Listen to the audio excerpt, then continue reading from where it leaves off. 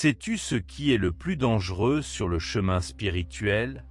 Ce n'est ni la paresse, ni le manque de discipline, ni les distractions du quotidien.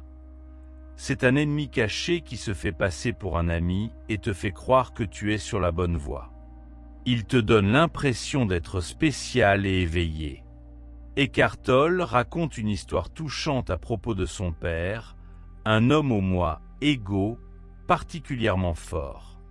Lorsque le cercueil fut transporté vers son dernier lieu de repos, il a glissé sur les derniers mètres et heurté violemment le sol. Un bruit que Tolle décrit comme l'ultime écho d'un ego qui, toute sa vie, n'a su dire que « moi, moi, moi ». Il voulait ainsi montrer que, si l'ego ordinaire est relativement facile à discerner, l'ego spirituel prend une forme bien plus subtile et rusée. Au cours des prochaines minutes, je vais t'exposer la vérité troublante au sujet de l'ego spirituel. Une vérité qui pourrait remettre en question l'ensemble de ta pratique spirituelle. Ne te méprends pas, la spiritualité est merveilleuse. Elle peut transformer notre vie, nous offrir la paix intérieure et nous conduire à des compréhensions profondes. Or, c'est précisément là que réside le danger, car alors que l'ego ordinaire s'alimente de biens matériels, de statuts ou de signes extérieurs, l'ego spirituel se nourrit de tes progrès, de ton évolution personnelle et de ce que tu crois être l'illumination. Imagine que tu médites régulièrement, que tu sois plus calme et plus serein, et que tu constates combien d'autres personnes sont piégées dans un stress permanent. À ce moment précis, l'ego spirituel t'a déjà pris au piège. Plus tu avances sur ton chemin spirituel, plus cet ego devient habile.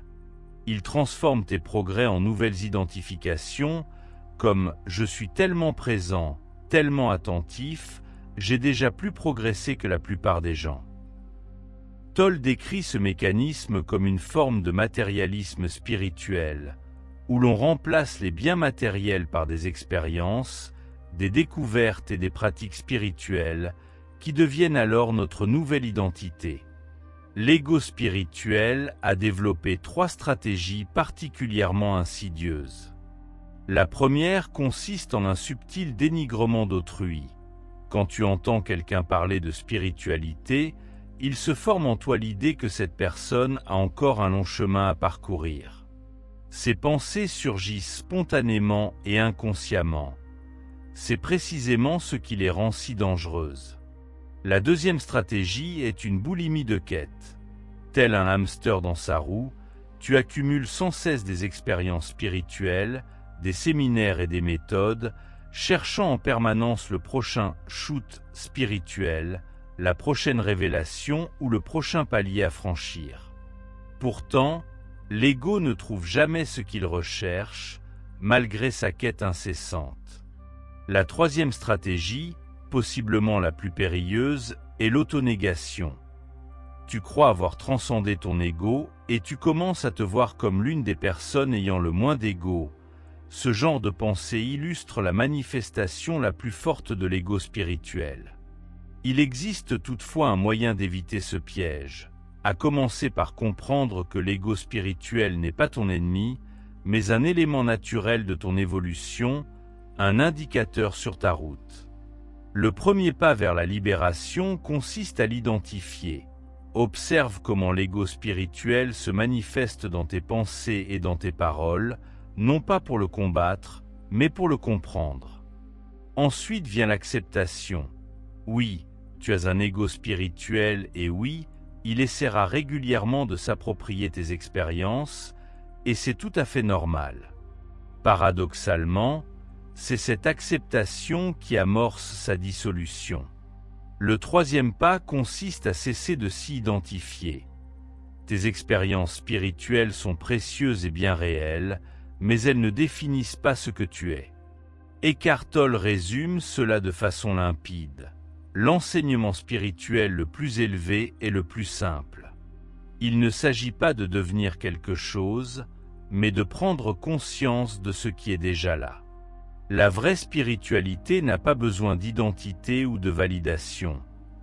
Elle est silencieuse, limpide et dépourvu de toute focalisation sur le moi.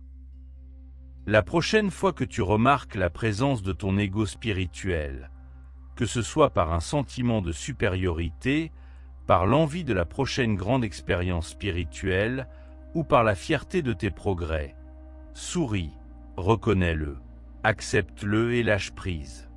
Car la véritable transformation ne commence pas quand on se croit illuminé, mais plutôt quand on réalise qu'on ne l'est pas, et que cela ne pose aucun problème.